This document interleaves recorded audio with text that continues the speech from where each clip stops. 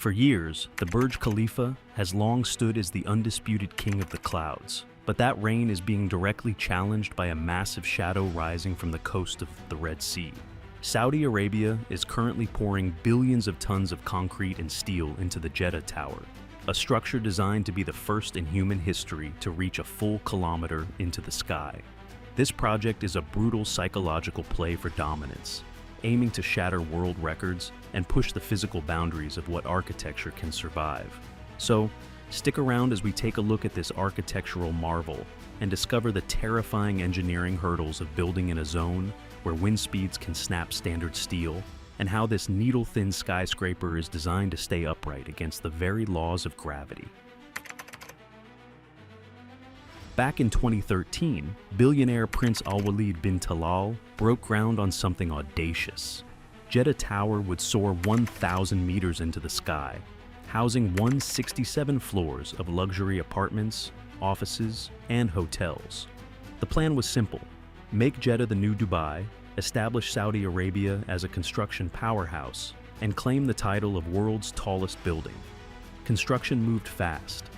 By 2017, the tower had climbed 63 stories, roughly a third of its planned height.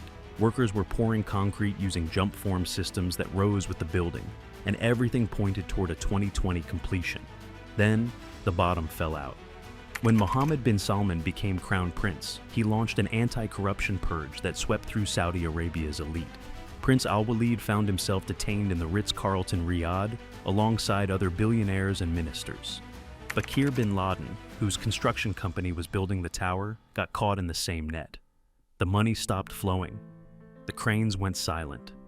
Workers packed up and left. By 2018, Jeddah Tower was a 300-meter concrete monument to ambition gone sideways. The backers eventually got released, and there was brief talk of restarting. But labor disputes with contractors created new problems. Then the pandemic hit in 2020 and sealed the tower's fate. For years, it just sat there in the desert, weathering sandstorms and baking under the sun. The official website kept saying construction would resume, but nobody believed it anymore. Fast forward to January 2025, Turner Construction, the same firm that helped build the Burj Khalifa, signed on to resurrect the project. Suddenly the site exploded with activity. As of February 2026, the tower has blasted past 85 floors, and workers are adding a new level every 3 to 4 days. The pace is staggering, faster than almost any super tall building currently under construction. Saudi Arabia wants this done by 2028, and they're throwing everything at it to make that deadline stick. But here's the thing. Building on top of concrete that's been sitting exposed for 6 years creates problems nobody's fully solved before. The structural calculations have to account for aging materials, and engineers need to verify the existing core can handle the weight of another 700 meters of building pressing down on it. Most skyscrapers follow established playbooks. Engineers know how materials behave, how wind affects structures, and how to keep everything stable. But once you pass 828 meters, the height of the Burj Khalifa, you're in uncharted territory. There are no building codes for kilometer-high towers because nobody's built one yet. Jeddah Tower is basically a live experiment in extreme engineering. The design came from Adrian Smith, the architect behind the Burj Khalifa. He knows a thing or two about building tall, and he brought that knowledge to Jeddah.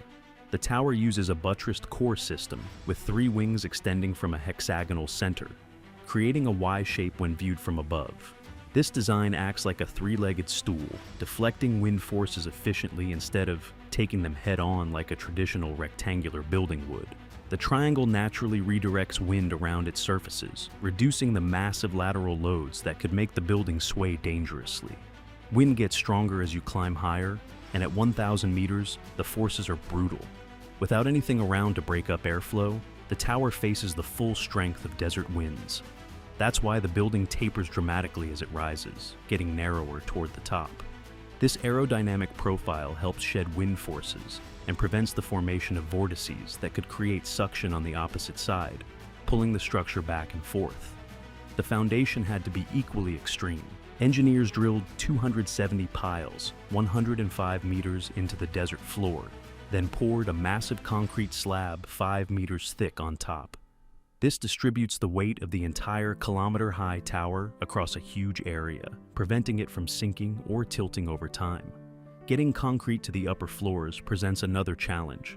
Traditional methods struggle past 500 meters because the weight of pumping equipment and hoses becomes too much.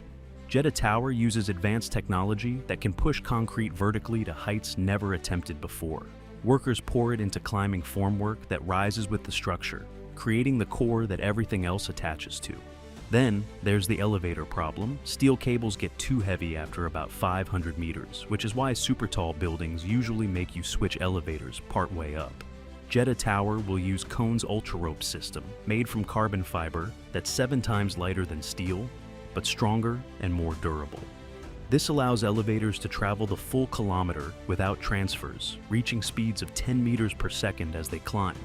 Bringing this tower back from the dead required assembling one of the most impressive construction teams ever put together. In March 2025, Turner Construction took control of the project.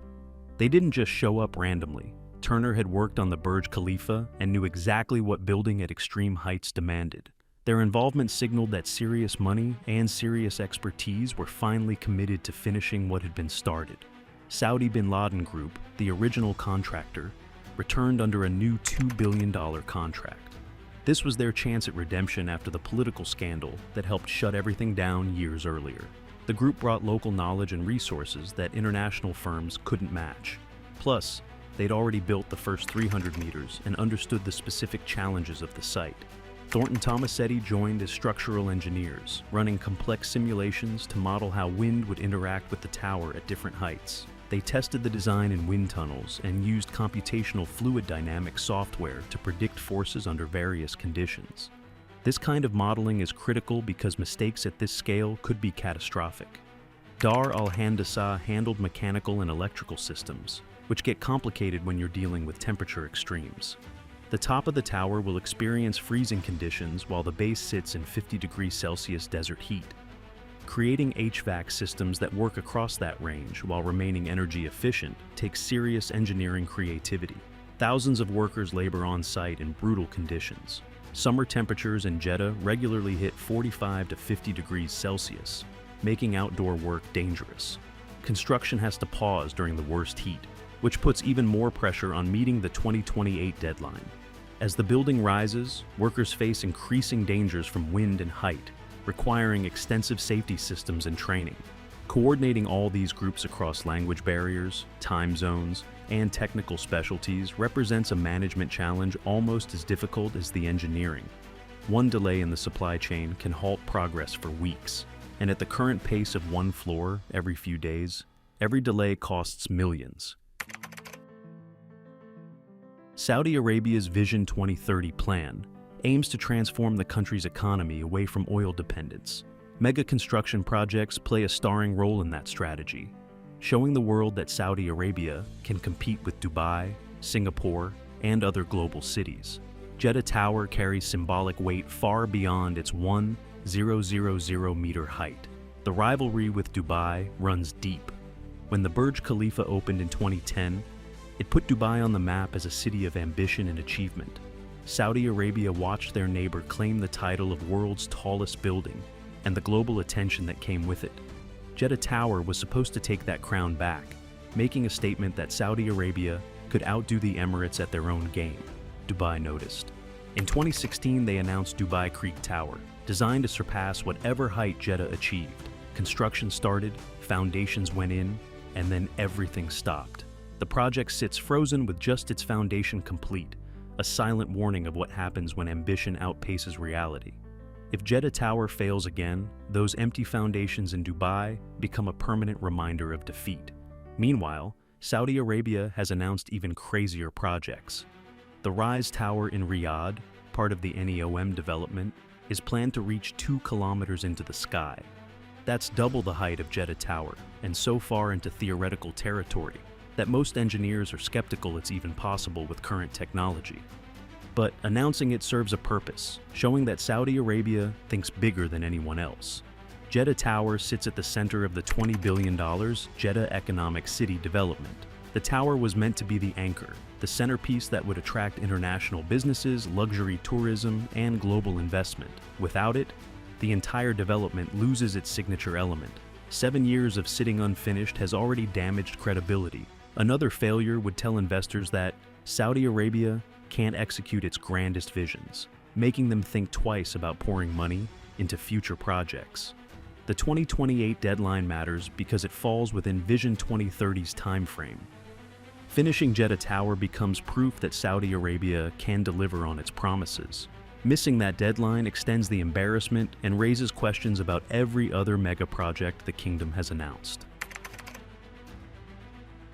When Jeddah Tower finally opens, the 157th floor will feature an observation deck unlike anything else on Earth.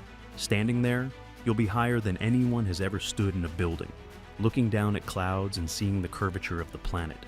The deck will be open air, exposing visitors to winds and temperatures at an altitude where commercial aircraft cruise.